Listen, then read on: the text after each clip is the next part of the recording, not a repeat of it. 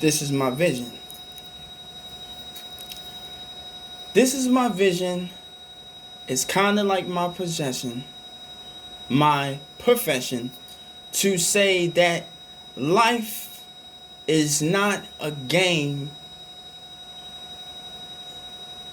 So let me speak it like a teacher that's really showing other students some lesson. The choices you make in life is what you deeply have to choose. But you gotta be the nice person or that type of tough dude that's acting real hardcore and saying that he's all rude and he don't give a fuck who's around him and acting all cool, but he don't remember the time that he wanted to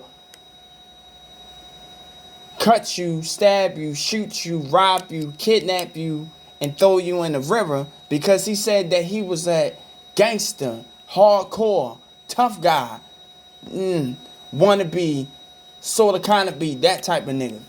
How the hell can you be that type of dude with them type of shoes? What you got on?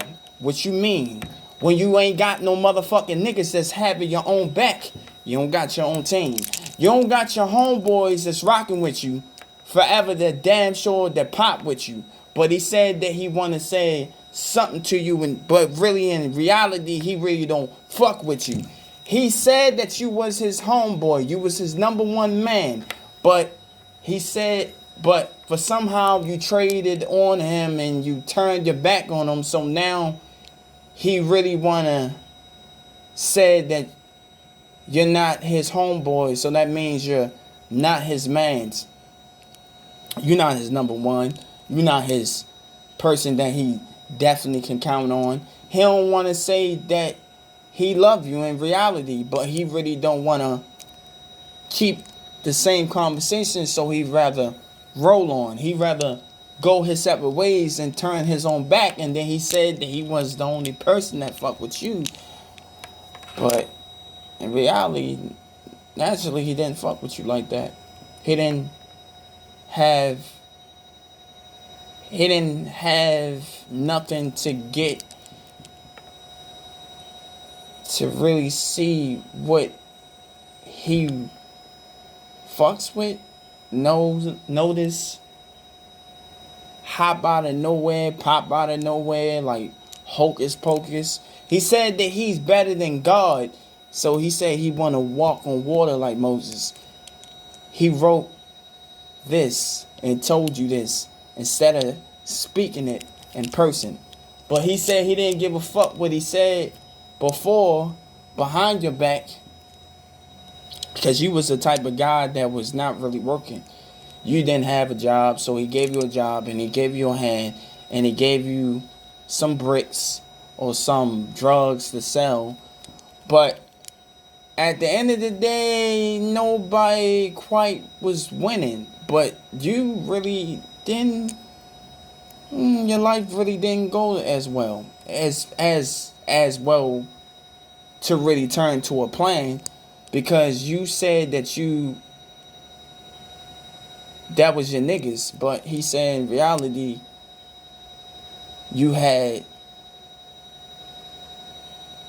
taken money out of his hand and stole it and robbed it and spent it on some strippers.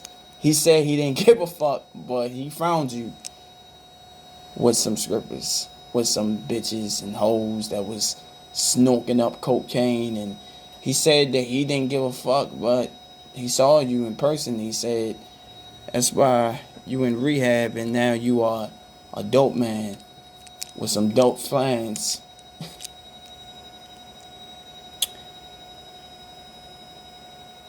Friends gonna be friends. Niggas gonna be niggas. Bitches gonna be bitches. But the only thing that you can really do in reality is do your own thing and don't worry about them snitches.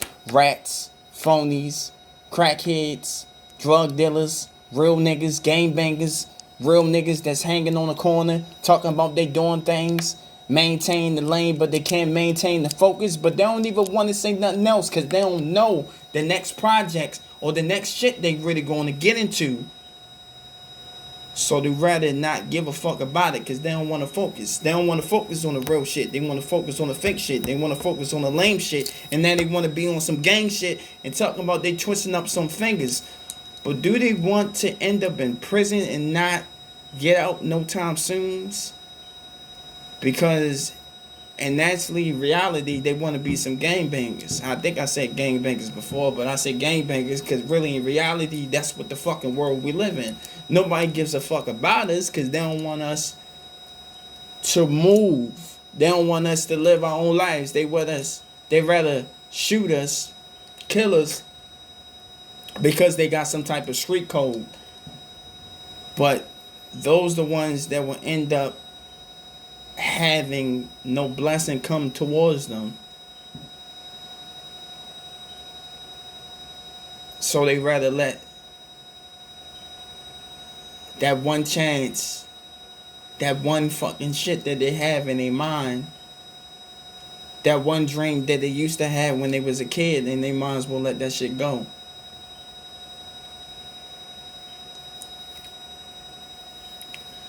It makes me sad sometimes to see how our streets are dying and parents are living their kids through violence, and all you hear at the funeral is crying. Tears is coming from the father's eyes, even though he said that he don't care what his son choose to do when he of age. But sometimes he wish he could tell his son that he wish he never lived that way.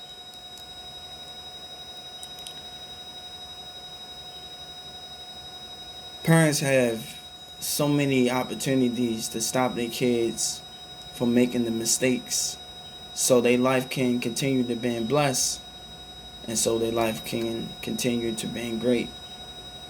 But they live the dangerous lives because some of the niggas they met in person taught them, lead them into the wrong way. But their life ended too short. And they couldn't see where it was going towards because it was the wrong way. Wrong way, wrong life. They ain't never ever think twice. Now they on the ground, and the homies that they had, they thought they was going to protect them, is now at the funeral. Some of them actually saying, damn, I wish I never told him to come with us and fuck with us. But that was your homie though. Someone that you protect, someone that you said that you love, someone that was like a brother. You came to his house and played video games with him, and he introduced you to his brother and his father and his sister, family, and damn, the whole bunch. But you didn't care how you took him under your wings. But you knew in his eyes that that's not the lifestyle that he wants. How many of our brothers and sisters got get shot up with violence, man, because of some bullshit? Because there's always got to be a street code, or some niggas with a 9 or AK-47, and they let that shit have a full clip. That's bullshit. That's so much fucking violence. Everywhere you go, everywhere you see. You wake up every single morning But you think that's not how life is really going to continue to be. The news keep on saying somebody just got killed, somebody just got robbed, somebody just got stabbed over some bullshit, over some more shit, some snitching.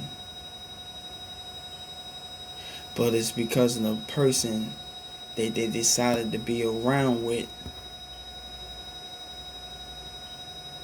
And it was because on their behalf.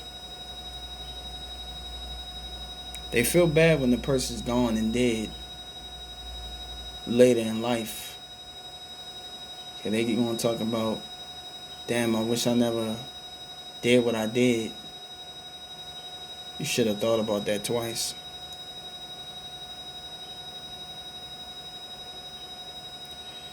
This is the world that we live in. But we ain't gotta abide by no code. We might as well let this dumb shit, violent shit, gang banging shit, just let that shit go. And continue and to start over. So God can continue to push us through a new road.